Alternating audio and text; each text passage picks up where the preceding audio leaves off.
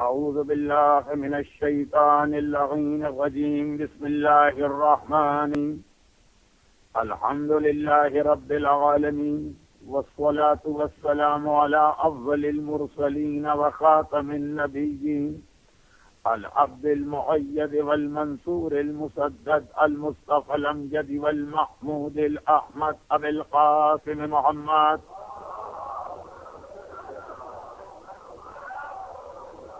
وآله وأهل بيته وعترته الطيبين الطاهرين، ولعنة الله على أعدائهم أجمعين. أما بعد، فقد قال الله الحكيم في محكم كتابه الكريم: بسم الله الرحمن الرحيم. واتقوا فتنة لا تصيبن الذين ظلموا منكم خاصة. وقال سبحانه وتعالى: وسيعلم الذين ظلموا أي منقلب ينقلبون.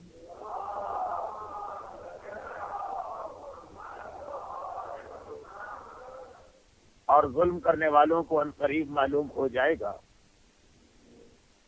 کہ اللہ زمانے کو کس طرح پلٹ کے لا رہا ہے، کتنا بڑا انقلاب واقع ہو رہا ہے.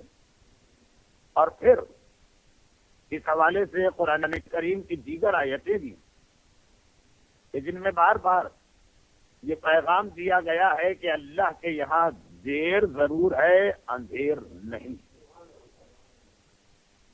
اور یہ جملہ بھی شاید میں محاورتاً کہہ گیا، ورنہ حقیقت میں اللہ کے یہاں دیر بھی اتنی نہیں ہے.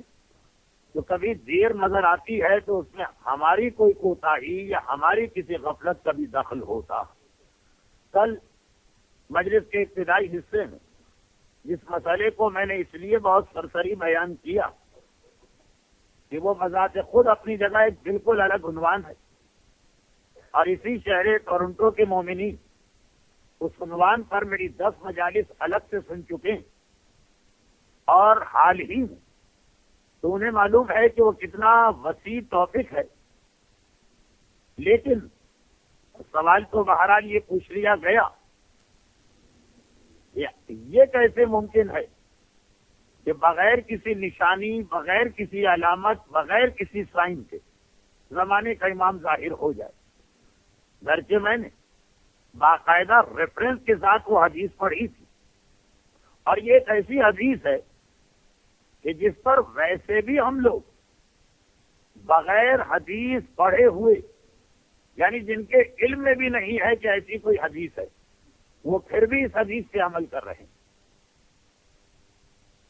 جنہیں نہیں معلوم کہ ایسی کوئی حدیث ہمارے پاس ہے کہ آنے والا امام بغیر کسی علامت، بغیر کسی نشانی، بغیر کسی سائن کے ظاہر ہو سکتا ہے، انہیں یہ نہیں معلوم، مگر پھر بھی وہ اس حدیث پہ عمل کر رہے ہیں. اور عجیب بات یہ کہ اس حدیث پہ عمل کرتے جاتے ہیں اور پوچھتے جاتے ہیں کہ مولانا یہ ہو کیسے سکتا؟ ارے تم خود ہی تو اس پہ عمل کر رہے ہو، ہم سے کیا پوچھ رہے ہو کہ کیسے ہو سکتا ہے؟ مثال ہمارے یہاں وہی دیکھیے جو کل ایک مسئلہ سرسری طور پہ میرے بحث آیا، دوبارہ اس کو اتنا ہی سرسری لے کے پھر اس کی مثال دینا. ہمارے یہاں دعا کا کنسپٹ کیا؟ دعا کا کنسپٹ یہی تو ہے نا کہ اللہ ہماری حالت کو بدل سکتا ہے دعا کے ذریعے. ورنہ اگر یہ طے ہو جائے کہ اگر ایک آدمی بیمار ہے، ہم نے کیوں دعا مانگی کہ اللہ اس کو صحت دے؟ بھائی دو ہی باتیں، یا تو اللہ نے اس کی تقدیر میں لکھ دیا ہے کہ اس کو صحت مل کے رہے گی، تو ہماری دعا کا فائدہ جیسے ویسے ہی صحت یاب ہونا، اور یہ اللہ نے لکھ دیا کہ یہ اسی بیماری کے عالم میں مر جائے گا، تو پھر دعا کا فائدہ کیا ہے؟ اسے مرنا ہی مرنا ہے. تمہاری دعا ویسٹیج آف ٹائم بن رہا. دعا مانگی کیوں جاتی؟ بھائی ایک صاحب نے آ کر کہا کہ مولانا روزی کے حوالے سے کوئی دعا بتائیے، مگر دعا کی ضرورت کیا؟ دو ہی صورتیں، یا اللہ نے تمہارے لیے کوئی اچھا جاب لکھا ہے کہ نہیں لکھا، اور اگر لکھا ہے تو بغیر دعا ہی کے تمہیں مل کے رہے گا، اور اگر نہیں لکھا ہے تو تم ساری دعائیں، سارے اعمال، سارے وظیفے، سارا قرآن پڑھ ڈالو. لکھا ہی جب یہ لکھا ہے کہ اسے کچھ نہیں ملنا تو فائدہ کیا دعاؤں کا؟ دیکھیں پورا فلسفہ دعا اسی بات پر کہ اللہ نے جو بھی لکھا ہو دعا کے ذریعے سے اسے بدلا جا سکتا ہے. اور یہی چیز سے ہمارا سوال بنتا کہ آخر ہم ہر مجلس کے بعد اور آخر ہم ہر نماز کے بعد اور آخر ہم تمام اعمال کے اختتام پر اور آخر ہم اپنی آخری زیارت کے آخری جملے میں یہ کہتے کیوں ہیں کہ اجل اللہ یا الاجل؟ بھائی اگر امام کا ظہور ان نشانیوں ہی کی وجہ سے ہے کہ جو 10 بتائی گئی تو ہماری دعا اجل اللہ کا فائدہ کیا؟ جب تک کہ وہ نشانی نہیں آئے گی امام ظاہر نہیں ہوں گے. اجل اللہ کی دعا جو ہر زیارت کے اختتام میں شامل کی جاتی، ہر مجلس کے بعد پڑھی جاتی، یہ دعا خود اس بات کی دلیل کہ اللہ نے امام کے ظہور کی ایک تاریخ رکھی. لیکن اگر صاحب ایمان دعا مانگے تو اس دعا کی وجہ سے اللہ بعد میں ظاہر ہونے والے امام کو وقت سے پہلے ظاہر کر سکتا ہے. اگر آپ کے ذہن میں یہ خیال نہیں ہے تو آپ کی دعا اجل اللہ بالکل بیکار ہے اور شاید اس لیے قبول بھی نہیں ہو رہی. یہ دعا پڑھنے والا بھی اس کو یہ نہیں پتا کہ اس دعا کے ذریعے میں اللہ سے مانگ کیا رہا ہوں. میں یہی تو مانگ رہا ہوں کہ اے خدا تو نے اپنی آخری حجت کے ظاہر ہونے کی جو تاریخ رکھی ہو، لیکن ہماری دعا یہ ہے کہ ان کو ابھی ظاہر کر دے، انہیں فوراً ظاہر کر دے. یہ عقیدہ بھی ہونا چاہیے. اس کے بعد یہ دعا مانگے تو دعا قبول ہوتی.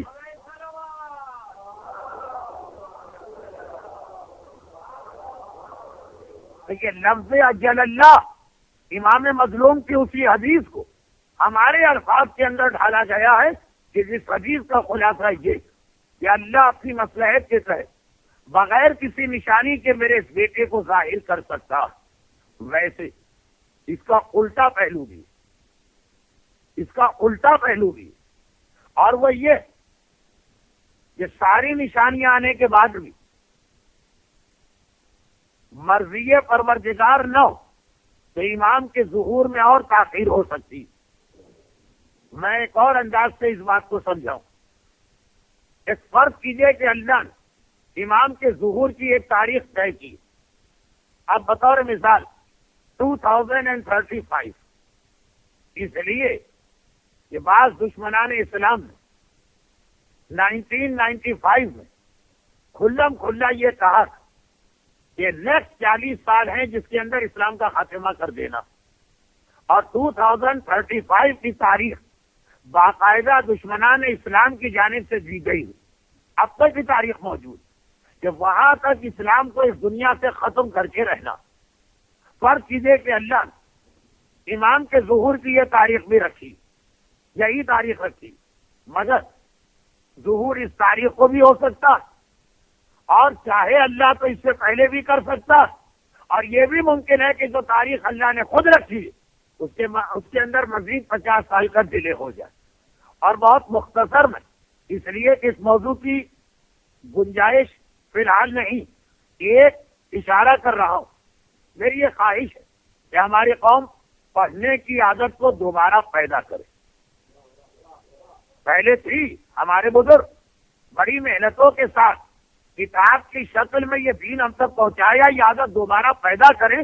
ایک مختصر سے کتابچے کا ریفرنس دے رہا ہوں، ہارڈلی 48 پیجز کا، لیکن اس اعتبار سے بڑا اہم کہ اس 48 پیجز کے اندر کربلا کے کانسیکوینسز کو جتنے اچھے طریقے سے جمع کیا گیا اور ایک بالکل نئے اینگل سے، کم از کم انڈیا اور پاکستان والوں کے لیے ایک بالکل نیا اینگل.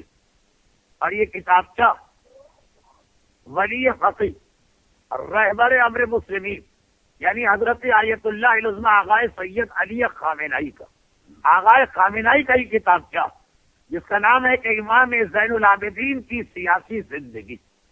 میں کسی بہت ہی زیادہ موٹی کتاب کا حوالہ نہیں دیتا، کسی ضخیم کتاب کا حوالہ نہیں دیتا. یہ 400 صفحے کی کتاب کون پڑھے گا؟ 48 پیجز.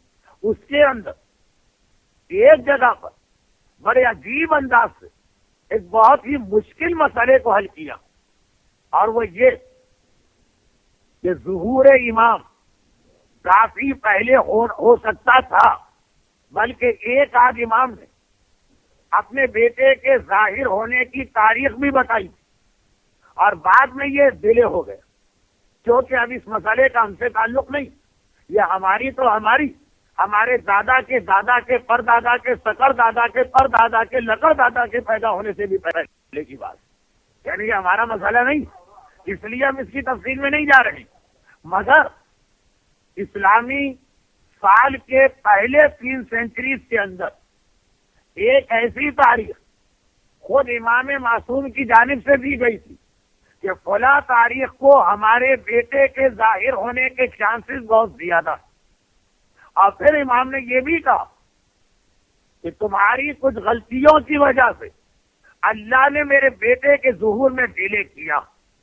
اب یہ بہت انٹرسٹنگ پوائنٹ بنتا ہے، جہاں بھی میں اشارہ کرتا ہوں لوگ کہتے ہیں کہ مولانا ذرا اس کی تفصیل میں جائیے، میں اس لیے نہیں جاتا ہوں کہ اس کو سمجھانا اتنا آسان بھی نہیں، کتاب کی شکل میں جو چیز آپ کے سامنے ہوگی، آپ کی سمجھ میں نہیں آیا آپ نے پیراگراف دوبارہ پڑھا، سمجھ میں نہیں آیا پیراگراف تیسری مرتبہ پڑھا، خطیب کی مجلس کے اندر آپ کو یہ گنجائش نہیں کہ لائف مجلس سمجھ میں نہیں آئی، آپ نے بٹن دبایا وہ ریوائنڈ پہ چلا گیا، تو اس کے اندر کنفیوژن بڑھ سکتا، اور کتاب کیونکہ بہت ہی مختصر ہے 48 پیجز کی، مگر میں کدھر چلا گیا، میں ادھر چلا گیا کہ ظہور امام جو اس کی تاریخ اللہ نے ہمیں اور آپ کو نہیں بتائی، مگر نظام قدرت میں کہیں پہ ہے، اس میں بھی ڈیلے ہو سکتا، اور جو ظہور امام کی تاریخ لوح محفوظ پر لکھی ہے وہ اس سے بھی پہلے ہو سکتا، اور اب اگر یہ 2 سوال آپ کے ذہن میں آئیں تو دونوں کا جواب ایک ہی، پہلا سوال یہ ہے کہ لوح محفوظ پہ جو تاریخ لکھ دی گئی ہے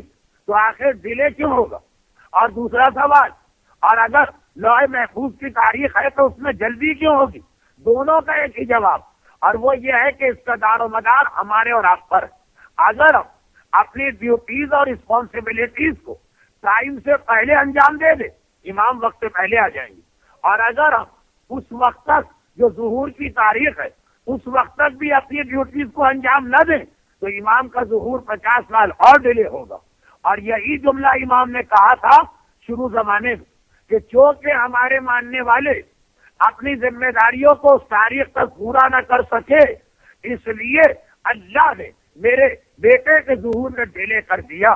میں نے کہا کہ وہ بہت پرانا مسئلہ، اس کا ہم سے ڈائریکٹ کوئی تعلق نہیں، لیکن بات یہی جا کے بنتی، اور یہاں پہ ایک نقطہ اور سنی، اور اس کے بعد باقی باتیں کل، میں 2 موضوعات کو لے کے آگے چل رہا ہوں، مگر جیسے جیسے اب یہ مجالس آگے بڑھیں گی مختار نامے کا ٹائم بڑھانا پڑے گا، پہلے موضوع کا وقت کم کرنا ہوگا، ابھی تقریباً میں برابر ٹائم دے رہا ہوں۔ اب ایک آخری بات ظہور امام کے ریفرنس سے اور سن لیجئے، اور اس کے بعد پھر اسی سے ہم مختار نامے کے اپنے موضوع کو آج ذرا سا تیز اور ذرا سا فاسٹ کریں گے، اور وہ آخری بات یہ کہ مسئلہ صرف اتنا بھی نہیں کہ اگر ہم نے اپنی ذمہ داریاں اور اپنی ڈیوٹیز انجام دے دی، امام جلدی آ گئے، اور اگر اس کو انجام نہیں دیا، ہاتھ پہ ہاتھ دھرے بیٹھے رہے، امام نے ایک مرتبہ ہمیں اور آپ کو چیک کیا، پتا چلا کہ ہمارے شیعوں نے وہ ٹاسک پورا نہیں کیا جو ان کو دیا گیا، تو امام ڈیلے آنے میں ڈیلے کر دی، خالی اتنی سی بات بھی نہیں، اپنا ایک اور نقصان اور بہت بڑا نقصان وہ یہ کہ جتنا دیر کر کے ہم امام کو بلائیں گے اتنا ہی ہماری زندگیاں خطرے میں، ہماری عورتوں کی عزت و آبرو خطرے میں، اور ہمارے بچوں کی زندگی خطرے میں۔ ایک واقعات کا فلو بہ رہا، اور اس کا خلاصہ یہ ہے کہ جیسے جیسے زمانہ آگے بڑھے گا دنیا کے اندر مختلف قسم کے پرابلم پیدا ہوں گے، لیکن کچھ پرابلم وہ جو اینٹی اسلام ایلیمنٹس پیدا کر رہے ہیں، مثلا لاسٹ سینچری ہمارے سامنے 3 بڑے فتنے پیدا کیے، اور یہ ظہور امام کی نشانیوں میں ایک نشانی، کیا نشانی؟ کہا کہ سچا امام اس وقت تک نہیں آئے گا جب تک کہ ایٹ لیسٹ 30 جھوٹے امام امامت کا دعویٰ نہ کرے، اور سچا امام اس وقت تک نہیں آئے گا جب تک کہ اس سے پہلے بھی دجال نہ آئے اور اس کے بعد بھی دجال نہ آئے۔ دجال خود ایک بہت اہم موضوع، مگر بہت ہی مختصر کر کے یہ کہوں کہ لاسٹ سینچری اینٹی اسلام طاقتوں نے دنیا میں 3 فتنے پیدا کی، اور ہر علاقے کے مزاج کو دیکھتے ہوئے عرب اور خاص طور پر نجد اور حجاز کے رہنے والے عرب بڑے اکھڑ، بڑے بد اخلاق، بڑے بدتمیز، بات بھی کرتے ہیں تو ایسا لگتا ہے جیسے لٹ رسید کر رہے ہیں۔ وہاں پہ وہابیت نامی فرقے کو پیدا کیا گیا، وہاں پہ اس کی بنیادیں رکھی گئی۔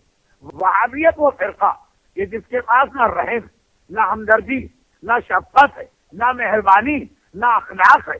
صحیح بات بھی اگر کبھی کرتے ہیں تو اتنی بدتمیزی کے ساتھ کرتے ہیں کہ سننے والا الرجک ہو جاتا، ایک ضد پیدا ہو جاتی۔ آپ دیکھیں ان کا انداز۔ اور یہ قوم کا اپنا مزاج ایسا تھا کہ یہ والا فرقہ جس کی بنیاد اس پہ رکھی جائے یہاں پیدا کرو۔ چنانچہ وہابیوں کا یہ ایک مشہور مسئلہ تھا۔ آج کل وہابیت نے جو کہ حج کو پروپیگنڈے کا ایک ذریعہ بنا لیا، ورنہ اس سے پہلے ان کا مسئلہ یہ تھا کہ قرآن اور دعائیں جتنی خراب سے خراب آواز میں پڑھی جا سکتی ہیں وہ پڑھنا ضروری۔ وہی ایک انداز ہے جو بد اخلاقی اور بدتمیزی۔ آج ہمارا ٹاپک وہابیت نہیں، ہمارا ٹاپک یہ کہ آپ دیکھیے ہندوستان اور پاکستان کے علاقے، یہاں پہ ایک جھوٹے نبی مرزا غلام احمد قادیانی کو سامنے لایا گیا، اور یہاں کے حالات کی وجہ سے، یہاں کے لوگوں کی ضعیف الاعتقادی سے فائدہ اٹھا کر قادیانیت کے اتنے بڑے فتنے کو اسلام پر مسلط کیا گیا کہ باقاعدہ ہمارے مرجع مرحوم آیت اللہ محسن الحکیم کی بڑی مشہور بددعا جو انہوں نے 1970s میں ان کو دی، اور 74 اس کا نتیجہ ہمارے سامنے آیا۔ اور ایران کے علاقے میں بابی اور بہائی مذہب اس فتنے کو سامنے لایا گیا، اور یہ وہ فتنہ تھا کہ جس کی بنیاد اس بات پر تھی کہ پہلے آدمی نے آ کر کہا تھا کہ میں زمانے کا امام، اور پھر وہاں سے بات آگے بڑھتے بڑھتے یہاں تک پہنچ گئی کہ اللہ میرے اندر حلول کرتا۔ ایک بہائی مذہب، ایک قادیانی مذہب، ایک وہابی مذہب۔ یہ لاسٹ سینچری میں ہم نے دیکھا کہ مسلمانوں کے بیچ میں تین مختلف علاقوں کے لوگوں کی نیچر کو دیکھتے ہوئے تین الگ قسم کے مذہب بنائے گئے۔ اب دنیا گلوبل ولیج بن گئی، اب مسلمان ایک دوسرے کے اور قریب آ گئے۔ چنانچہ اس صدی میں تین نہیں، کوئی ایک فتنہ بنایا جائے گا، بلکہ اگر یہ کہا جائے کہ پائپ لائن کے اندر ہے، اس کے آثار سامنے آ رہے ہیں، ایک ایسا نظریہ ہمارے سامنے آنے والا جو تمام مسلمان فرقوں کو ایک ساتھ ہلا کے رکھ دے گا، اور شاید یہی وہ فائنل دجال ہو کہ جس کے بارے میں روایت آئی کہ امام سے پہلے ایک دجال آئے گا اور امام کے بعد ایک دجال آئے گا۔ مگر اس موقع پر بھی اگر ہم نہ روکے اور ہم نے اپنی ذمہ داری ادا نہ کی تو یاد رکھیے کہ ابھی تک عقیدوں کو خراب کیا جا رہا، اب اس کے بعد زندگیوں سے کھیلا جائے گا۔ وہ مشہور حدیث دوبارہ دوہرا رہا ہوں۔ ایک حدیث فرماتے ہیں کہ میرے بیٹے کے ظاہر ہونے سے پہلے اس دنیا میں اتنی قتل و غارت گری ہوگی، ایسی خوریزی ہوگی، آپس میں ایسی تلوار چلے گی کہ ساری دنیا اس کی لپیٹ میں آئے گی، اور 1/3 دنیا اس عالمی جنگ کے نتیجے میں ماری جائے گی۔ دیکھیے 1/3 بہت بڑا فیگر۔ آج تک حضرت آدم سے لے کے سیکنڈ ورلڈ وار کو شامل کرتے ہوئے دنیا کی کوئی جنگ ایسی نہیں کہ جہاں 2%، 3%، 4% سے زیادہ دنیا کی پاپولیشن ختم ہوئی۔ چاہے first world war, second world war بڑی مشہور جنگیں، لیکن اس میں ٹوٹل کیجویلٹیز دنیا کی ٹوٹل پاپولیشن کے اعتبار سے 1% بھی نہیں بنتے، اور یہ 33% کا عدد آ رہا، اور ایک روایت میں نہیں آیا، بار بار آیا۔ مثلا اس ایک روایت میں بھی آ گیا جس کا ظہور ایمان سے کوئی تعلق نہیں تھا۔ یاد ہے کہ جب میرا 5واں امام، امام محمد باقر علیہ افضل الصلاۃ والسلام بعض حالات کے تحت شام کے ایک علاقے سے گزر رہے تو پتا چلا کہ یہاں پہ ایک پہاڑی ایسی جس میں ایک ایسا راہب رہتا، کرسچن رہنما، جو سال میں صرف ایک مرتبہ باہر آتا، اور انتہائی خواہش و متقی۔ بہرحال وہ پورا واقعہ نہیں دہرانا ورنہ اتنا انٹرسٹنگ واقعہ کہ 10 منٹ اس میں لگ جائیں گے۔ خیر، وہ راہب امام سے وہ ملاقات کرتا اور کچھ سوال کرتا۔ یہی سوال بعد طاؤس یمانی نے مدینے میں بھی امام سے کیے، اور ان میں ایک سوال یہ تھا، بہت سارے انٹرسٹنگ سوال تھے۔ ایک سوال یہ تھا کہ آخر وہ کون سا دن جس دن دنیا کی 1/3 آبادی ماری گئی؟ عیسائی راہب اپنی کتابوں کی مدد سے کہہ رہا بائبل کی آخری بک جس کا نام ہے ریویلیشن یا مکاشفہ، اس میں ظہور ایمان کی بہت ساری نشانیاں، اس میں سے کچھ میں نے وہاں پڑھی تھی جہاں میرا موضوع ظہور ایمان تھا، جہاں نہیں آج تو یہ بتانا کہ ذمہ داریاں کیسے ادا کی جاتی، اس میں مختار کا واقعہ آئے گا، پہلے اپنے حوالے سے بات سنی۔ تو آپ بائبل پڑھے ہوئے تھا، اوریجنل بائبل، سوال کرتا کہ دنیا کی تاریخ میں وہ کون سا دن جب 1/3 دنیا ایک دن ماری گئی؟ امام نے فرمایا کہ آج تک وہ دن نہیں آئے، آج تک جو میکسیمم آدمی مارے گئے وہ 25%، 1/4 کوارٹر، اور وہ بھی کس طرح؟ جس دن دنیا میں صرف 4 آدمی تھے، آدم تھے، حوا تھی، حابیل تھے، قابیل ملون تھا، اور 4 میں سے ایک قابیل نے جناب حابیل کو شہید کر دیا، ایک آدمی مرا، ایک آدمی شہید ہوا تھا، وہ 25% دنیا کی آبادی ماری گئی، ورنہ اب تک اس سے زیادہ موت کبھی نہیں ہوئی۔ ہاں، جب آخر میں میرا بیٹا ظاہر ہونے والا ہوگا اس سے پہلے دنیا کا 1/3 آپس کی جنگوں کے نتیجے میں مارا جائے گا۔ 1/3 کم نہیں ہوتا، کبھی غور کریں، اگر اس وقت دنیا کی آبادی 6 بلین تو 2 بلین اس میں جنگوں میں مارے جائیں گے، مگر نہیں، ابھی اور مریں گے۔ مولا کا فرمان دوہرا دو، فرمایا الموتتان، الموتۃ الحمراء والموتۃ البیضاء، میرے بیٹے کے آنے سے پہلے دنیا پہ 2 موتیں آئیں گی، پہلی موت سرخ رنگ کی موت، ریڈ کلر کی موت، ریڈ ڈیتھ، اور اس کے بعد سفید موت، وائٹ ڈیتھ، الموتۃ الحمراء والموتۃ البیضاء۔ ایک اور امام نے مذکر کے صیغے کے ساتھ فرمایا الموت الاحمر والموت الابیض۔ یہ سارے ریفرنسز اس لیے دے رہا ہوں کہ کسی ایک امام کی حدیث نہیں، تقریباً ہر امام نے اس کو ریپیٹ کیا، فرمایا کہ ایک سرخ موت، ایک سفید موت۔ مولا یہ ریڈ کلر کی ڈیتھ کیا ہوتی؟ کہا یہ تلوار چلے گی، فوجیں ایک دوسرے پہ اٹیک کریں گی، اس قسم کے ہتھیار استعمال کیے جائیں گے کہ جس کے نتیجے پوچھا گیا مولا کیسے ہتھیار؟ کیسے دھماکے کی آوازیں آئیں گی کہ خالی کان میں پڑنے سے آدمی بہرا ہوگا، آدمی کو ایسا لگے گا اس کا گلا گھٹ رہا، اسے ایسا لگے گا جیسے کسی نے اس کے دل کو پکڑ کے ہاتھوں میں دبایا۔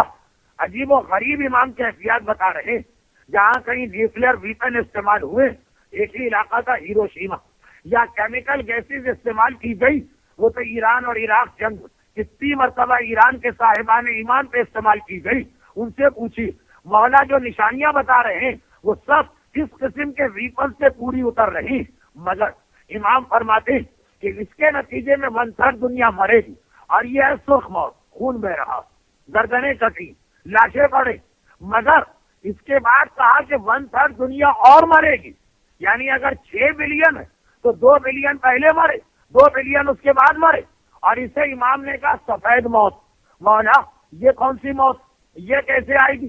کہا کہ پہلی موت کے نتیجے میں ورلڈ وار ہو، ایسے ہتھیار استعمال ہو کہ اس کے نتیجے میں جنگ ختم ہونے کے بعد بھی آفٹر افیکٹ اتنے سخت ہوں گے کہ زمین سے کوئی غلہ نہیں ہوگے گا، اور ایسی بیماریاں پھیلیں گی جو نئی ہوں گی، جس کا علاج بھی اس زمانے کی سائنس کے پاس نہیں ہوگا، جس کے نتیجے میں 2 ریزن، ایک کھانے کو نہیں، اور دوسرا نئی قسم کی بیماریاں، 1/3 دنیا اور مرے گی، ہر طرف کفن، ہر طرف کفن، ہر طرف کفن نظر آئیں گے، اسے سفید موت کہا گیا۔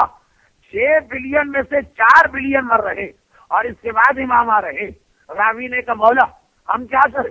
کہا تم کوشش یہ کرو کہ ریمیننگ 2 بلین میں تمہارا شمار ہو، اگر یہ وقت تمہارے سامنے آ جائے، یہ بہت آخری لفظ زیادہ اہم ہے، اگر یہ وقت تمہارے سامنے آ جائے، اس جملے کو سمجھیے، اس جملے کا مطلب یہ کہ اگر تم لوگ مل کر اپنی ذمہ داری پوری کرو تو امام اس سائن کے ظاہر ہونے سے پہلے آ جائیں گے۔ کل بھی آپ نے سنا، آج بھی آپ نے سنا، آج آخری بار سنا کہ سائن آف ظہور سے پہلے امام آ جائیں گے۔ چلے وہ سورج مغرب سے نکل رہا، چلے اس کے اندر امام بعد میں آ جائے۔ گجراتی محاورہ ہے کہ کوئی باندھا نہیں، یا انگریزی میں کہ نو پرابلم، چلے وہ والی سائن ہم برداشت کر لیں۔ 1 سال ویدر کے اندر بڑی تبدیلی آ جائے گی، سردی میں گرمیاں آئیں گی، گرمیوں میں سردیاں آئیں گی، آٹم میں مثلا اسپرنگ آئے گا، اسپرنگ میں آٹم آئے گا، جب بارشیں ہونا چاہیے تو نہیں آئیں گی، جب نہیں ہونا چاہیے بارش، بڑی گڑبڑ ہوگی، پورا ویدر کا سسٹم ڈسٹرب ہو جائے گا۔ چلے ہم نے کہا نو پرابلم، اگر اس سے پہلے امام آئے اس کے بعد امام آئے ہمارے لیے برابر۔ چلے جس دن مثلا سورج آسمان پہ رک گیا، ہم نے کہا اس سے پہلے امام آئے اس کے بعد، مگر یہ جو 2/3 دنیا مرنے والی ہے اس میں یہ جملہ نہیں چلے گا کہ نو پرابلم، یا کوئی واندہ نہیں ہے، واندہ ہے، پرابلم ہے۔ اگر 2/3 دنیا مرنے کے بعد امام آئے تو ہمیں کیا پتا ہم کس طرف ہوں گے۔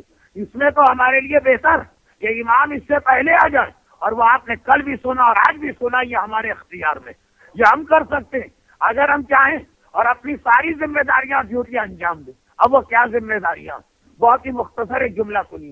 الحمدللہ میں نے سنا کہ آج کا ڈیمونسٹریٹ بڑا کامیاب رہا، خاصی بڑی تعداد میں صاحبان ایمان یہ ٹورنٹو کے مومنین یہاں کے پاکستانی قونصلیٹ کے سامنے فقط اپنے جذبات کا اظہار کرنے پہنچے۔ علماء کرام کی حاضری بھی تھی، خواتین بھی تشریف لائی تھی، بچے بھی آئے تھے۔ یہ چھوٹے پیمانے پہ اپنی ایک ذمہ داری ادا کی گئی، مگر اس طرح سے اور کتنی ذمہ داریاں ہمیں اسلام نے خیبت کے لیے بتائی۔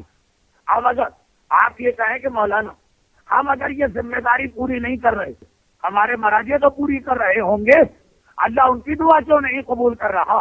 اس کے لیے آج میں نے سورہ انفال کی ایک آیت شروع مجلس میں پڑھی، واتقوا فتنہ۔ قرآن کہتا ہے کہ جب اجتماعی کام ہوتا تو 2 آدمی اور 3 آدمیوں کی ذمہ داری ادا کرنے سے کام نہیں چلتا۔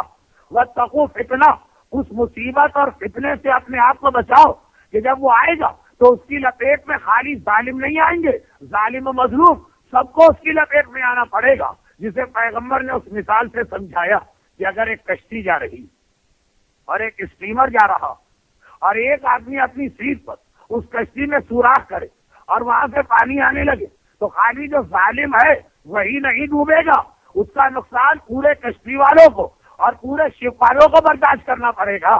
تو 2 آدمی، 4 آدمی، 6 آدمی آخرت تو اپنی بنا سکتے ہیں، فرض کیجئے سب بے نمازی ہیں، ہم نماز پڑھ رہے ہیں، فرض کیجئے کہ ساری عورتیں بے حجاب ہیں، ہماری بہن حجاب کر رہی ہے، فرض کیجئے کہ سارے بچے گانا سن رہے ہیں، ہمارے بچے اپنے آپ کو بچا رہے ہیں۔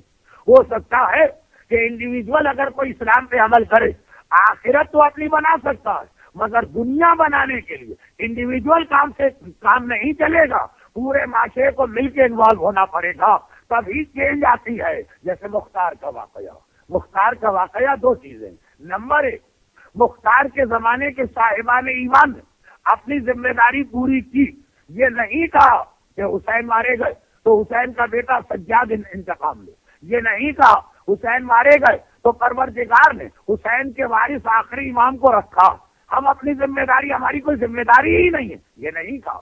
سجاد اپنا فریضہ انجام دیں گے، آنے والا امام اپنا فریضہ انجام دے گا، مگر ہم بھی تو شیعہ ہیں، ہم بھی تو حسین کا نام لیتے ہیں، ہماری بھی ایک ذمہ داری ہے۔ آنسو بہانا پہلی ذمہ داری ہے، ان آنسوؤں کے بعد آگے بڑھ کر یہ دیکھو کہ حسین کے قاتل کون ہے، اور جتنا تم کر سکتے ہو وہ سروس انجام دو۔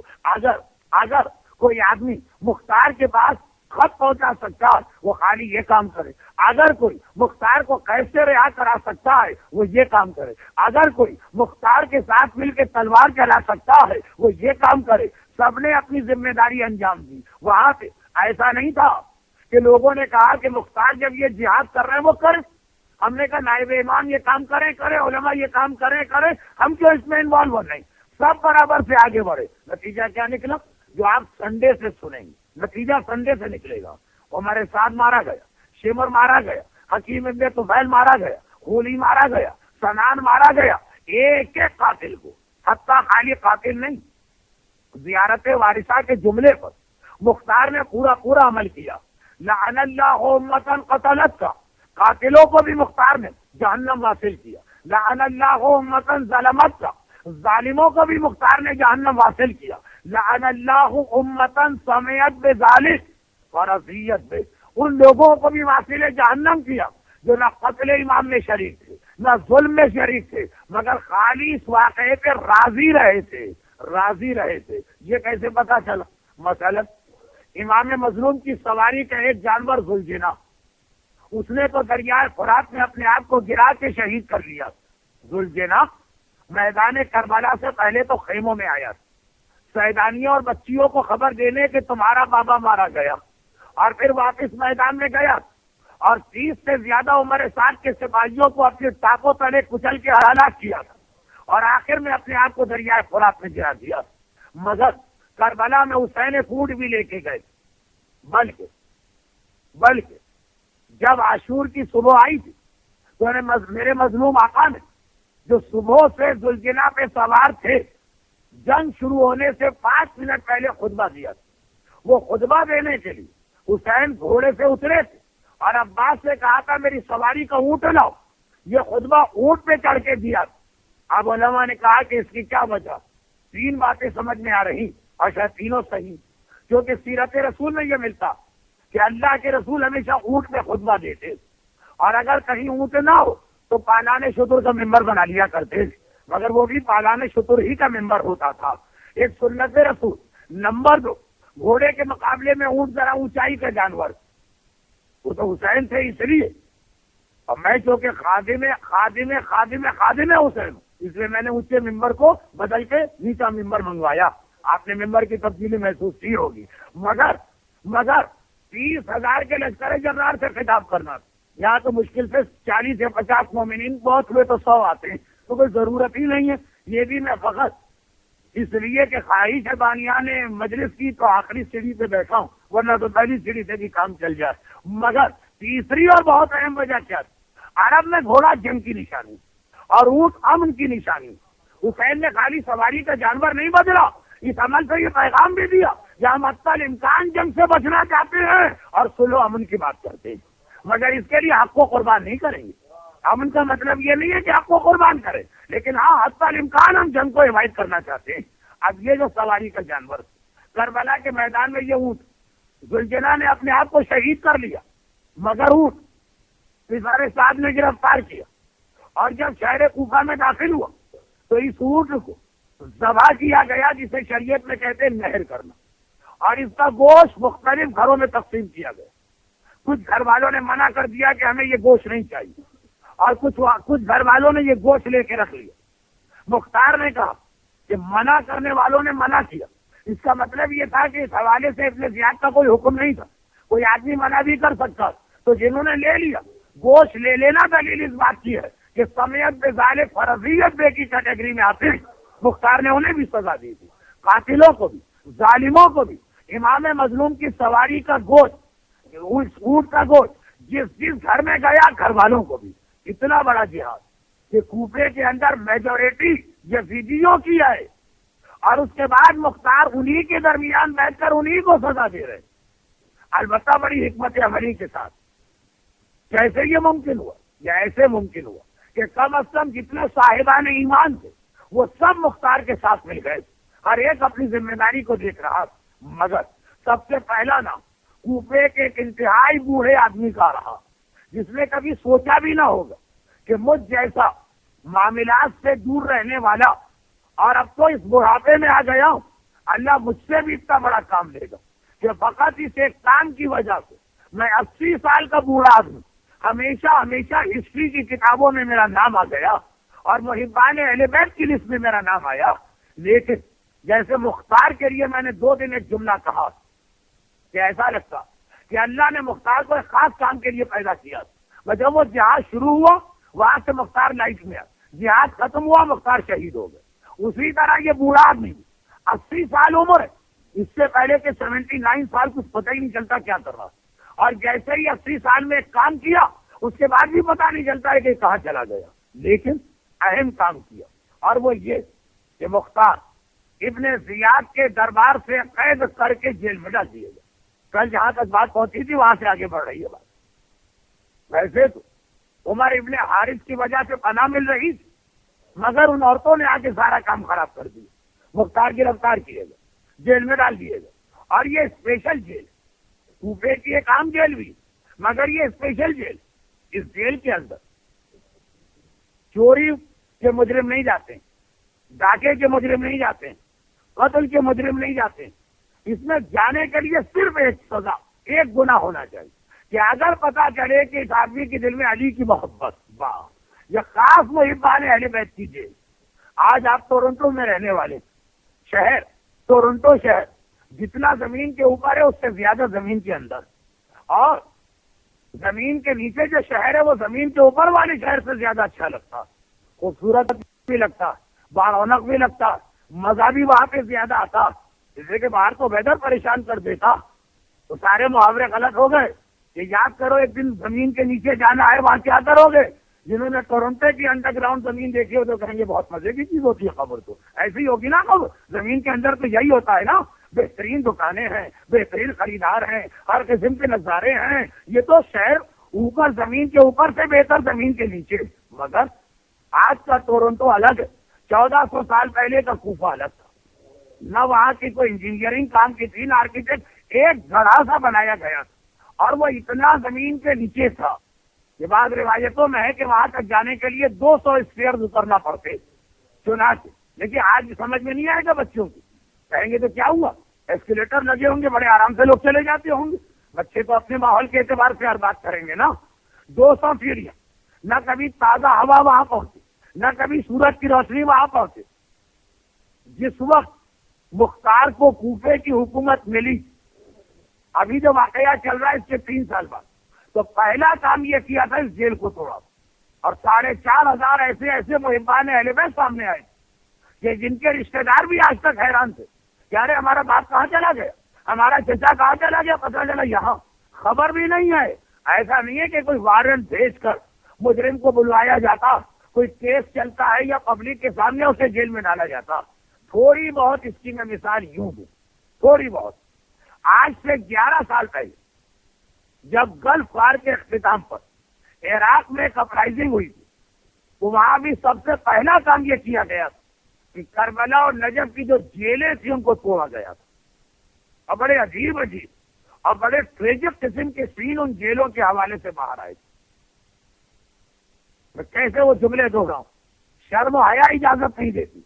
ये सद्दाम की जेल 91 में जो तोड़ी गई, उसके अंदर एक हिस्सा औरतों का, जेल तोड़ी गई, औरतें बाहर आने को तैयार नहीं।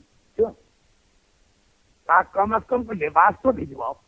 इस जेल में सर से पैर तक, और बड़ी यानी जो बेहिजाब औरतें, जो गुनाहगार औरतें, जो मिनी स्कर्ट पहनने वाली औरतें, जो शराब पीने वाली औरतें, तो सब सद्दाम के साथ। यहाँ तो वो थी कि वाकई उनके दामन को कभी फरिश्तों ने भी नहीं देखा। मैं इससे ज्यादा कहता नहीं हूँ, मेरी तो बहरहाल जालिम का जुल्म भी तौहीन बनेगी उन मोमिना और सैदानियों। मगर दुनिया में जब कभी कोई इनकलाब आता तो खाली सद्दाम की जेल नहीं टूटती, हमेशा जेल टूटती। जब फ्रांस का रेवोल्यूशन आया, वो भी आया था कि वो जब पेरिस के करीब बास्टल की जेल तोड़ी गई। हज्जाज इब्न यूसुफ जब मरा, उसने भी एक जेल बनाई जिसमें 1,20,000 शियाने हैदर करार थे, 70,000 के जिस्म में लिबास नहीं। मगर सबसे पहली जेल जो तारीख में टूटी वो ये इब्न जियाद वाली जेल, और वही तरीका था जो सद्दाम ने बाद में इख्तियार किया।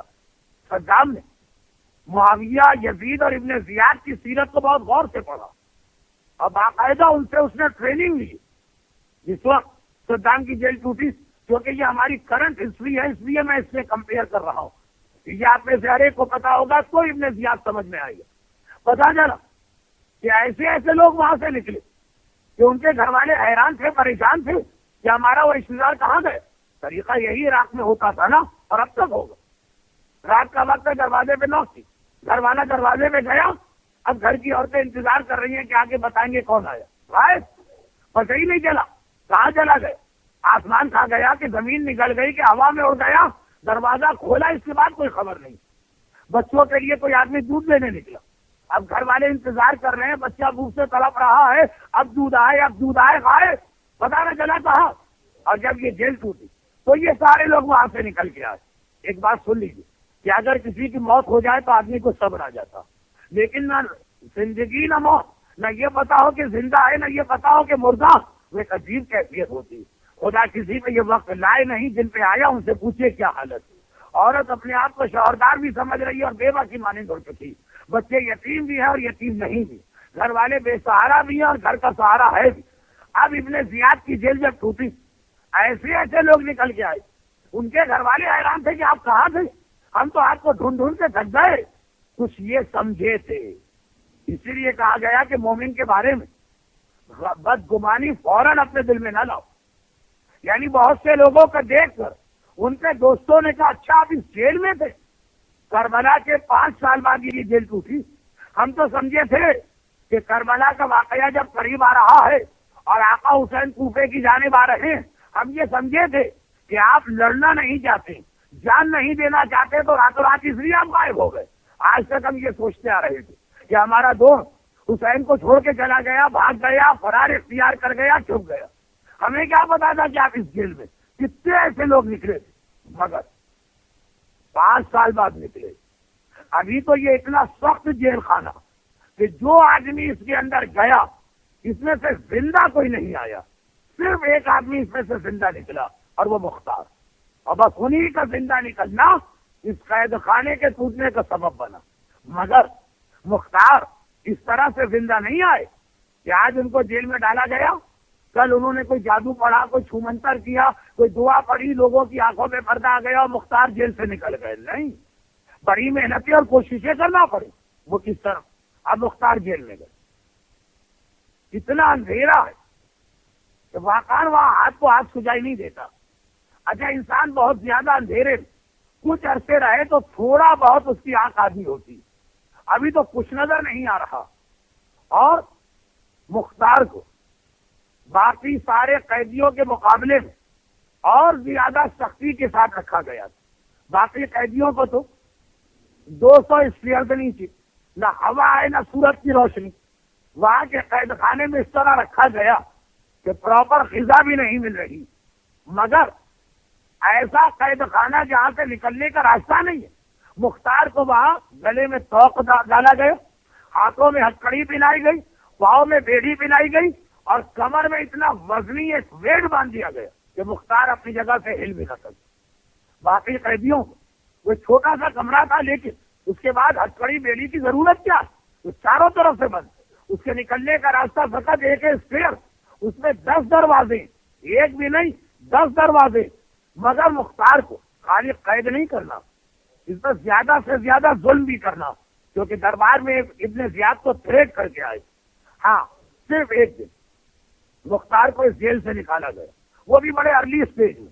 جس دن سیدانیہ دربار میں لائی گئی, وہ مصائب آپ سن چکے ہیں.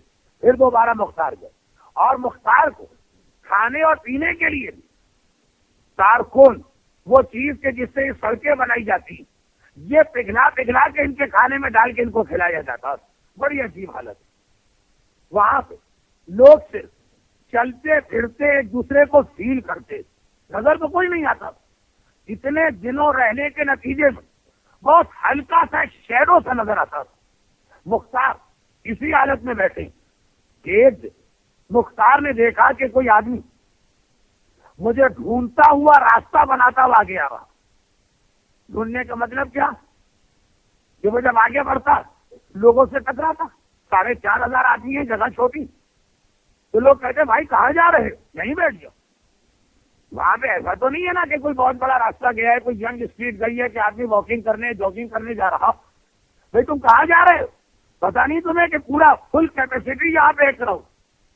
ہماری مجلسوں سے تو پھر بھی جیل خانہ اچھا ہے کہ پوری کیپیسٹی ہوتی ہے, ہم تو مجمع ہی کو ڈھونڈتے رہتے ہیں. خلاصہ یہ, کہاں جا رہے, یہیں بیٹھ جاؤ. کہا نہیں, میں مختار کے پاس جا رہا ہوں. اپنا نام سنا مختار. پھر وہ آدمی آگے بڑھا, پھر جن سے ٹکرا گیا انہوں نے کہا بھائی کہاں جا رہے ہو.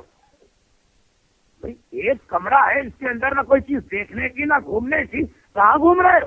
چلو یہی کہہ دے کہ کھانا کھایا ہے, ذرا ٹہل رہا ہوں تاکہ کھانا ہضم ہو جائے. کل مختار کے پاس جا رہا ہوں.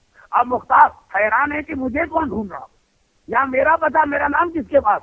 ہر آدمی اپنے حال میں پڑا ہوا, وہ میرے قریب ہے. کہا مختار میں خاص اس لیے تیرے پاس آیا ہوں کہ اگر کہ تو جانتا ہے مگر تجھ سے زیادہ میں جانتا ہوں, تو ڈسکریج نہ ہونے پر, ڈیمورلائز نہ ہونے پر, تیرا حوصلہ پس نہ ہونے پر. مختار نے ایک مرتبہ گھبرا کے کہا تو ہے کون. بہرحال مختار کا اپنا ایک اسٹیٹس تھا, اور 60 سال کی عمر, آنے والا اس طرح بات کر رہا ہے جیسے کوئی بڑا آدمی چھوٹے سے بات کرتا. کہا میں علی کا خاص شاگرد میثم تمار. میثم تمار آپ یہاں پہ ہیں. مختار بھی گھبرا گئے. مختار کو پتا ہے کہ میثم کا رتبہ مجھ سے بلند ہے, آپ یہاں ہیں. ہم تو آپ کو تلاش کر کر کے ایک مرتبہ گھبرا کے سوچ رہے تھے کہ میسم تو حسین کو چھوڑ کے جانے والا نہیں، وہ کہاں غائب ہو گئے؟ میسم بھی انہی لوگوں میں سے ایسے کہ ایک دن کوفے میں رہ رہے ہیں، اگلے دن پتا چلا کہ میسم ناپید، میسم کہیں مل ہی نہیں رہے، راتوں رات غائب ہو گئے۔ یہ آج کل جو آپ تھرڈ ورلڈ کنٹریز اور اسپیشلی مسلمان کنٹریز میں دیکھتے ہیں کہ رات کو پولیس آتی، آدمی غائب ہو جاتا، یہ سارا سلسلہ قائم کیا ہوا ہے حاکم شام، اس کے بیٹے یزید اور یزید کے گورنر ابن زیاد کا۔ ہم تو ڈھونڈ کے تھک گئے۔ کہا مختار میرے پاس بھی زیادہ وقت نہیں، یہ تو بہرحال شہید کر دیے گئے تھے بہت جلد میسم تمار، یہ بھی جیل سے زندہ نہیں نکلے تھے۔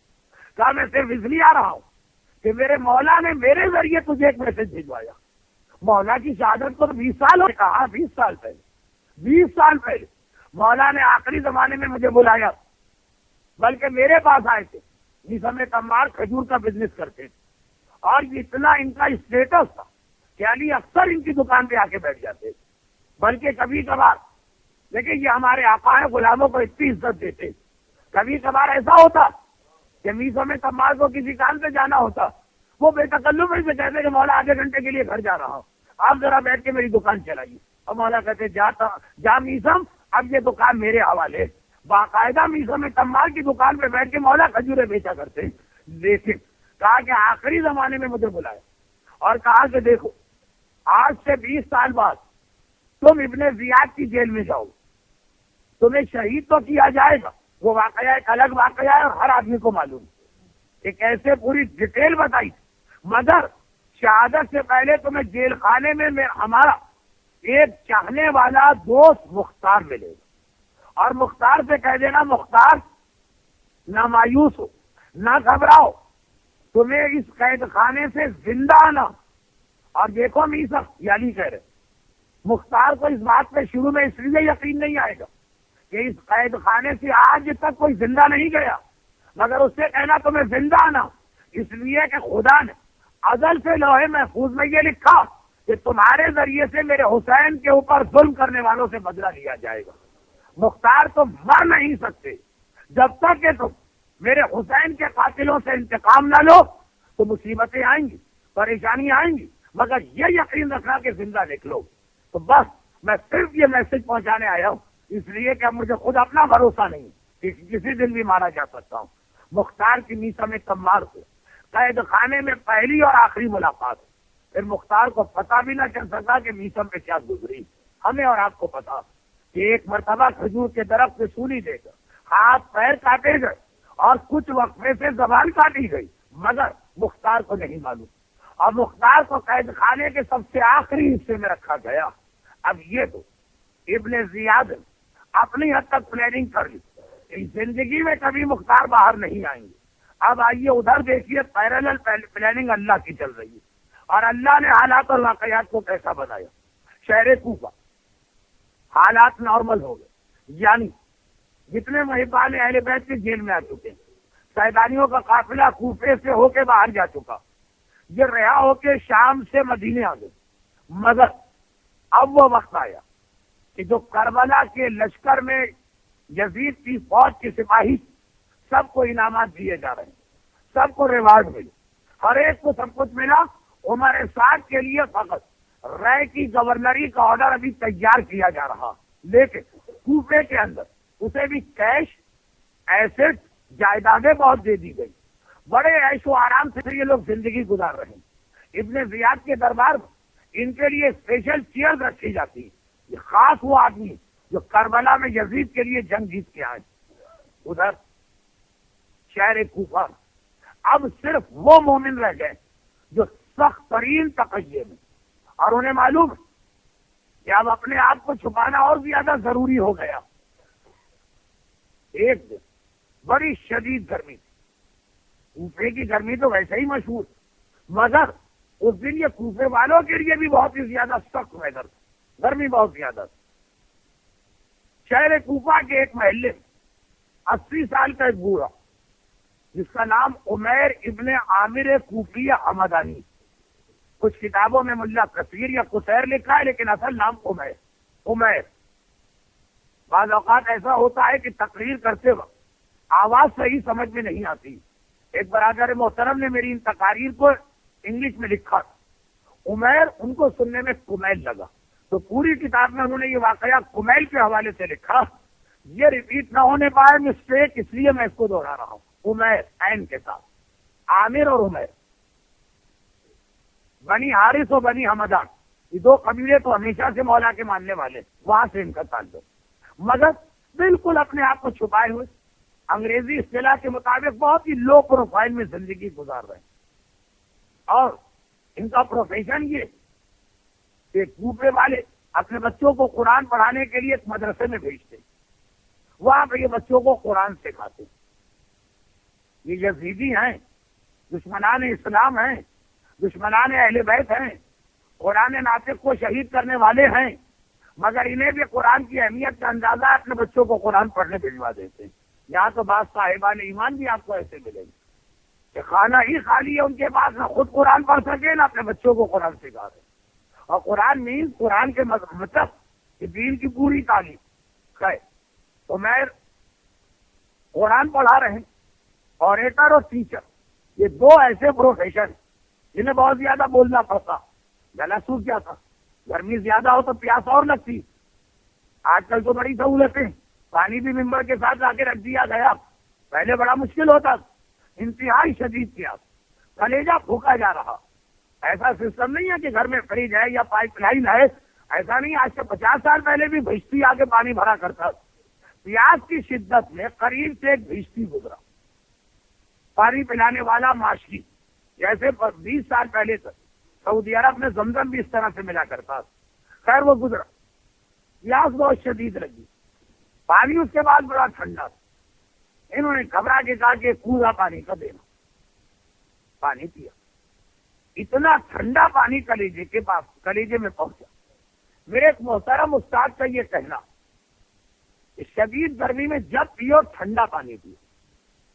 اگرچہ صوفیہ حضرات کہتے نہیں، ہر چیز میں آدمی لذتوں کو چھوڑ دے، ٹھنڈا پانی بھی ایک لذت ہے، گرم پانی پیو.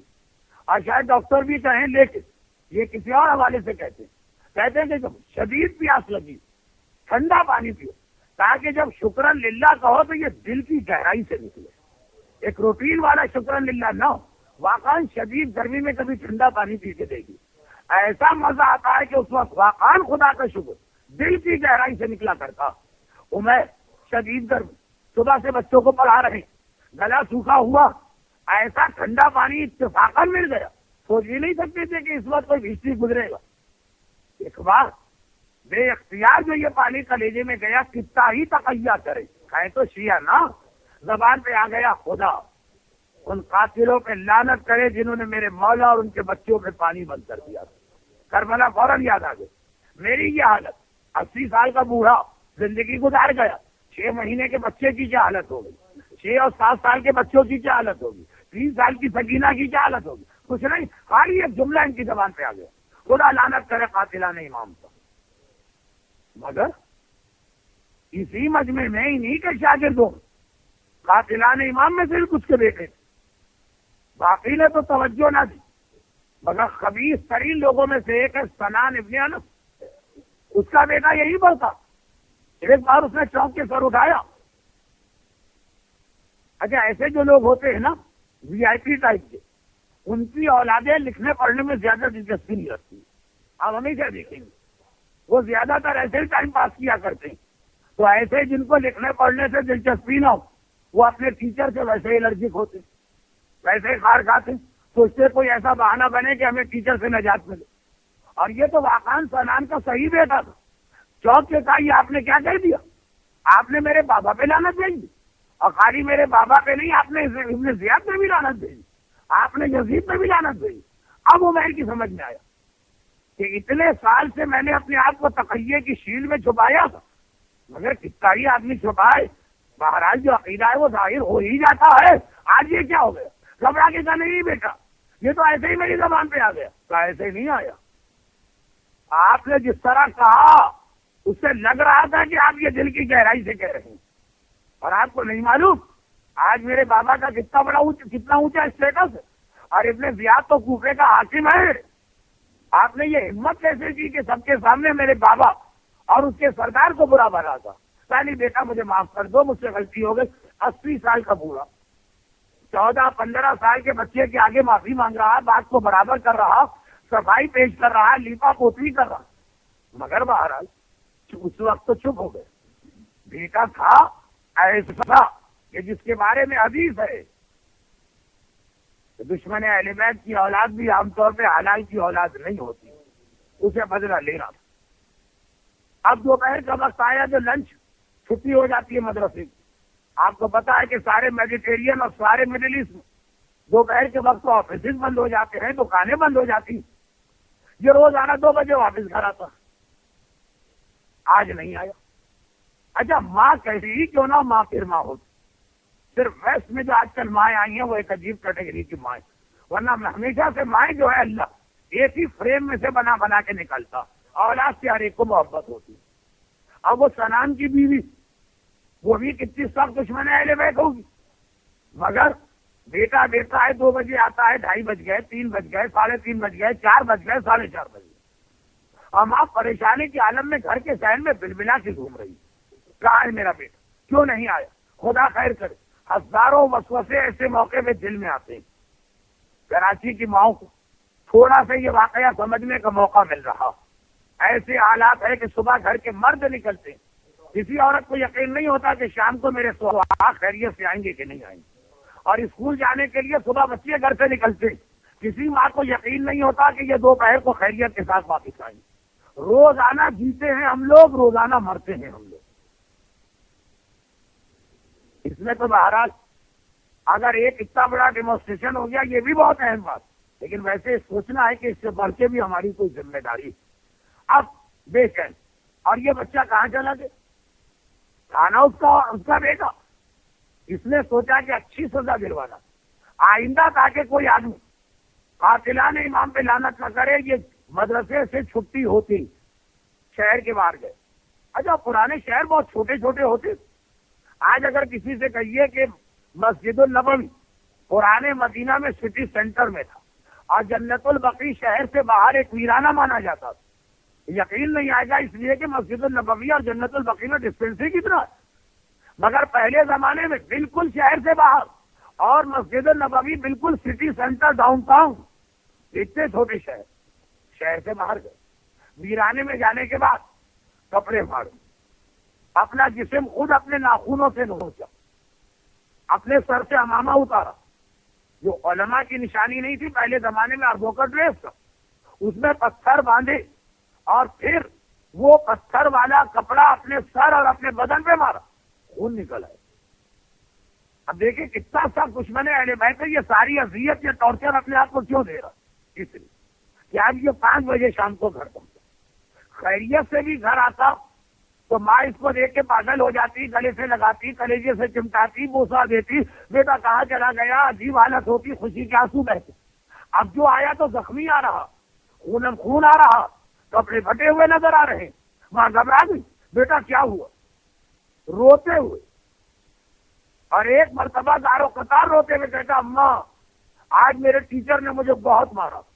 ارے بیٹا کیوں مارا ہے، ایسا کون مارے گا، کیا اس لیے مارا کہ وہ میرے باپ پہ لعنت کر رہا تھا، وہ امیر المومنین یزید پہ لعنت کر رہا تھا، ہم بھی کریں گے لعنت، لیکن امیر المومنین اس لیے کہا کہ اس کا جملہ کوٹ کرنا، وہ ابن زیاد پہ لعنت کر رہا تھا، میں نے منع کیا تو اس نے کہا میں تجھے زندہ نہ چھوڑوں گا، مجھے پکڑ کے رسی سے باندھا، اپنے کمرے میں لے گیا، اتنا مارا کہ میں مرنے کے قریب ہو گیا، اتفاق سے رسی ٹوٹ گئی اور میں نکل کے بھاگا۔ اب تو ویسے ہی ذرا سی بات ماں سن لے کسی سے کہ میرے بیٹے کو کسی نے برا کہا، دیکھا ہوگا نا پاکستان میں گلی کے اندر آمنے سامنے کے مکان کی عورتیں کیسے ہاتھ نچا نچا کے ایک دوسرے کا سارا شجرا لے کے آتی، وہ بات ہوتی ہے بچوں کی جگہ، یا کارادار کے فلیٹ کی بالکونی میں آمنے سامنے کھڑے ہو کے عورتیں کیسے آپس میں لڑا کرتی، وہ مسئلہ یہی ہوتا ہے نا، اولاد کا مسئلہ۔ تو یہ تو اپنے آپ کو وی آئی پی سمجھنے والی عورت، اور بیٹا بھی اس بری حالت میں آیا، ہمارا تو بچہ آگے فقط اتنا کہہ دے کہ فلاں نے یہ کہا، یا تو زخمی ہے، کپڑے پھٹے ہیں، بدن نچا ہے، خون جاری ہے۔ شام کے وقت جب سنان دربار سے آئے تو اب بیوی نے کیفیت بتائی، اور یہ آپ میں سے ہر ایک کا مشاہدہ ہوگا کہ 1 منٹ کا واقعہ ہے، عورت جب بتائے گی آدھے گھنٹے کا واقعہ کر دے گی۔ اب ادھر سے نمک مرچ کھانے میں بھی چھڑکتی ہے، واقعات میں بھی چھڑکتی، جتنا بچے نے نہیں کہا اتنا بڑھا کے بیوی نے بتا دی۔ سنانات وغیرہ ہو گئے. اور رات کا وقت ہے، دربار ختم ہوا ہے، اسی حالت میں بچے کو لے کے سیدھا ابن زیاد کے محل میں گئے. ابن زیاد بھی گھبرا کے آیا، خیریت ہوا؟ ابھی تو تم دربار میں بیٹھے تھے. کہا خیریت کیسے؟ یہ ہماری خدمتوں کا صلہ، ہم نے حاکم کے لیے اپنی جان خطرے میں ڈال دی، اور حالت یہ ہے وہی حسین کے چاہنے والے ہمارے شہر میں ہماری آنکھوں کے سامنے ہمارے بچے میں اتنا ٹارچر کرتے. ذرا دیکھ. ابن زیاد گھبرا گیا، تیرا بیٹا کس نے کر دیا؟ پوری کیفیت بتا دی. وہ ایک بار غصے کے عالم میں کٹ جاؤ، اور اسی وقت آدھی رات کو اس بڈھے کو اٹھا کے لاؤ. اور جیسے ہی وہ آیا، ابن زیاد نے کہا تو 80 سال سے شہر کوفہ میں رہ رہا، یعنی 80 سال کا مقصد جب سے کوفہ بنا. وہ کوفہ بنا تھا 17 ہجری میں. آج تک تیرے خلاف کوئی رپورٹ نہیں آئی، ساری رپورٹیں تیرے حق میں آ رہی تھی، میری CID، میرا مخابرات. اگر آج تو نے ایسا جرم کیا کہ میں کوئی تجھے مہلت بھی نہیں دوں گا، وارننگ ملے، سیدھا جیل. کون سی جیل؟ چوروں اور ڈاکوں والی نہیں، وہ ایمان اہل بیت والی. اور ایک بار اٹھا کے عمیر کو اس جیل میں پھینک دیا گیا. زارو قطار رو رہا. خدا بندہ صبح جو آئی تھی خیریت سے تھا، آرام سے تھا، اطمینان سے تھا. مولا کی مجلس گھر میں چھپکے سے کر کے گھر سے نکلا، ساری دعائیں پڑھ کے نکلا. اور یہ ایک دن میں کیا ہو گئے کہ ایسی جیل میں ڈالا گیا. عمیر کوفے کا رہنے والا بوڑھا آدمی، پتا ہے کہ یہاں جانے کا مقصد ہے کسی کو قبر میں ڈال دیں. آج تک یہاں سے کوئی باہر نہیں نکلا. مرنا ہی مرنا ہے، موت تو یقینی. اور ایسی موت کیونکہ اس کے اندر ایسا ہی ہے جیسے کسی کو قبر میں ڈال دیں. نہ کھانا ملے، نہ پانی ملے، بیمار ہے تو دوا نہ ملے، دیکھنے کو کچھ منظر نہ ملے، اندھیرا، مرنا یقینی. اب رو رہا. بہرحال ایک آدھ دن کے بعد دائیں بائیں پوچھا تم کون تم کون. ارے ایک ایک نام سامنے آ رہا. عمیر گھبرا رہا. ارے تم یہاں ہو، ہم تو سوچ رہے تھے پتہ نہیں کہاں غائب ہو گئے. آخر میں عمیر کو یہ خود ایک اچھی ہابی لگی کہ تو سارے جاننے والے ہیں، مجھ سے چھوٹے ہیں، میرے سامنے کے. وہ سروے کرتا کرتا پورے قید خانے میں جا رہا، یہاں تک کہ آخر قید خانے میں پہنچ گئے. وہاں دیکھا کہ کوئی قیدی ایسی حالت میں، صاف نظر تو نہیں آ رہا، مگر ایسی بری حالت میں کہ اب تک 4,500 میں سے کسی کی یہ حالت نہ تھی. اور یہ قیدی سر کے بال بہت بڑے ہو گئے، اس کا چہرہ بھی پورا چھپا، پورا بدن زنجیروں، ہتکڑیوں اور بیڑیوں سے جکڑا، اپنی جگہ سے ہلنے کی طاقت نہیں. اتنے عرصے میں مختار کے بدن پر یہ ہتکڑی، بیڑی اور گلے کے توق کے زخم بن چکے اور تکلیف الگ ہو رہی تھی، آہ آہ آہ کر رہے. عمیر گھبرا گیا. یہ کون قیدی؟ یہ سارے کے سارے شیعان حیدر کرار، جسے ان سے بھی زیادہ بری حالت میں کیوں رکھا گیا؟ کون ہو تم؟ بال پڑے. کہا میرا نام مختار. ارے تم ہو مختار؟ ہم تو ڈھونڈ رہے تھے کہ مختار کو تو مسلم نے کوفے کے باہر بھیجا، وہ کہاں غائب ہو گئے. ہمارے دل میں خیال آیا کہ شاید تم کہیں بھاگ گئے، تم یہاں ہو. کیونکہ مختار جو آئے تھے تو اچانک دربار میں لائے گئے تھے، کوفے کے گیٹ سے دربار. تم یہاں ہو. اور مختار جو ابھی تک کرا رہے تھے روک دیا کر رہا تھا. عمیر تم آ گئے، میں تمہارا انتظار کر رہا تھا. ارے میرا انتظار؟ مجھے تو خود نہیں پتا تھا کہ میں 3 دن پہلے مجھے نہیں معلوم تھا کہ میں یہاں ہوں گا. کہا کہ تمہارا انتظار میں اس لیے کر رہا تھا کہ نہیں سمے تمار مجھ سے کہہ کے گئے. کیا ہے مختار، جس دن عمیر اس قید خانے میں آئے سمجھ لینا تمہاری آزادی کا انتظام ہو رہا. عمیر گھبرا گئے. کہا میں تیری آزادی کا کیا انتظام کروں، میں تو خود قید میں آ گیا. کہا تو قید میں فقط میرے لیے لایا گیا، کل ہی تجھے قید سے رہا کیا جائے گا، اور وعدہ کر کے جا کے میرا ایک کام کرے گا. مجھے خط لکھنا ہے، یہ خط لکھنے کا سامان بھی بھیجے گا اور خط کو پہنچائے گا. عمیر ہنسنے لگے. مختار اچھا مذاق کر رہے. مختار نے کہا نہیں، مولا کی قسم، مولا کا شاگرد میسم مجھے بتا کے گیا، وعدہ کرو. کہا مجھے یقین نہیں ہے، لیکن چلو اگر ایسا ہوا تو میں وعدہ کرتا ہوں. اور عین اس موقع پہ قید خانے کا دروازہ کھلنے کی آواز آئی. مختار نے کہا کل تو بہت دور کی بات ہے، یہ تمہاری رہائی کا انتظام ہو گیا تو میں قید سے نکالا جا رہا. باقی باتیں انشاءاللہ کل، اس لیے کہ سوا نہ ہو سکے. بھائی دروازہ کھل رہا تھا اور یہاں سے موضوع کل آگے بڑھے گا، لیکن ایک ریکویسٹ کے ساتھ.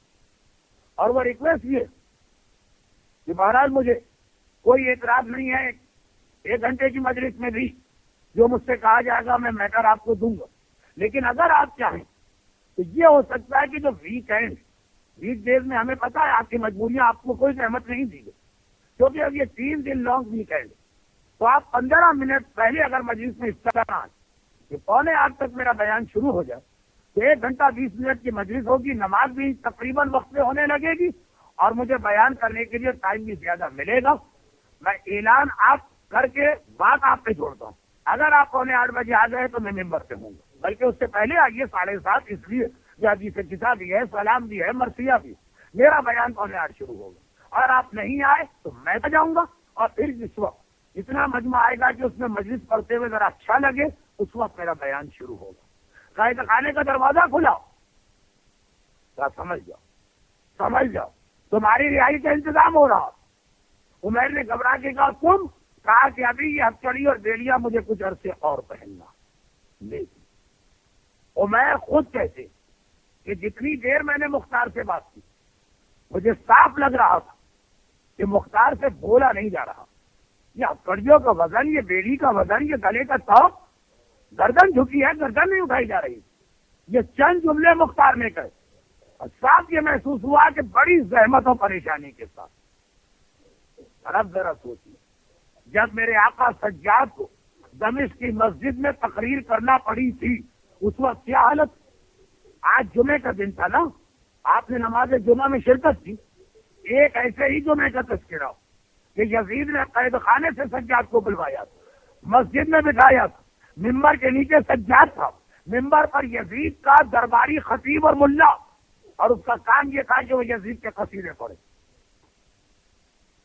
ادھر اس کی تقریر مکمل ہوئی، میرے مولا سجاد نے پہلے تو اس کو ٹوک دیا کہ اے خطیب، تو نے دنیا خریدنے کے لیے آخرت کو بیچ دیا اور بندے کو خوش کرنے کے لیے اللہ کو ناراض کر دیا، اور کتنا بدترین سودا کیا۔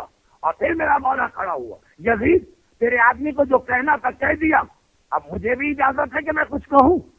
امام کسی کی اجازت کا محتاج نہیں، یہ وہی جو آج کی مجلس کا عنوان تھا، مجمع کو انوالو کرنا۔ میرا مولا یہ چاہتا کہ سارا مجمع اس واقعے میں شریک ہو جائے۔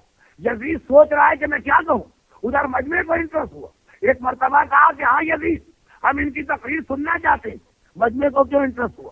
اس لیے کہ مجمع نے ہزاروں مقرر اور اوریٹر دیکھے، ایسا مقرر نہیں دیکھا جس کے گلے میں توق ہو، ہاتھوں میں ہتھکڑی ہو، پاؤں میں بیڑی ہو، اور اسی لیے یزید سے پوچھنا نہیں تھا، مجمع کو اپنی جانب ڈائیورٹ کرنا تھا، اسی لیے یزید کے جواب کا انتظار نہ کیا، ممبر پہ گئے اور کہا جو مجھے جانتا ہے سو جانتا ہے، اور جو نہیں جانتا تو میں اپنا تعارف کرا دوں۔ انا ابن محمد المصطفیٰ، انا ابن علی المرتضیٰ، انا ابن فاطمہ الزہرا، میں محمد مصطفیٰ کا بیٹا، میں علی مرتضیٰ کا فرزند، میں وارث فاطمہ زہرا، ارے میں مکے کا مالک، میں صفا اور مروہ کا صاحب، ارے میں حرم کا محافظ۔ خالی اتنا نہیں، میں اس کا بیٹا جس کا سر پس گردن سے جدا کیا گیا، میں اس کا بیٹا جس کا لاشا گھوڑوں تلے پامال کیا گیا، میں اس کا بیٹا جس کی بہنوں اور بیٹیوں کو بے مقدار و چادر کے بازاروں اور درباروں میں لے جایا گیا۔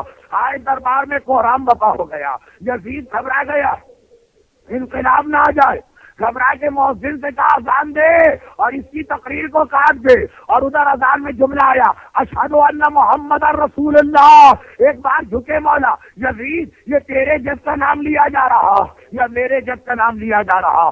آخری 2 جملے سنیے۔ عزاداروں، آپ نے سینکڑوں مجلسوں میں شرکت کی ہے، میں نے سینکڑوں مجلسیں پڑھی ہیں، ذاکر کیسا ہی کیوں نہ ہو، اسے ہاتھوں کی آزادی چاہیے، اسے پیروں کا موومنٹ چاہیے، اسے گردن کو گھمانا ہے۔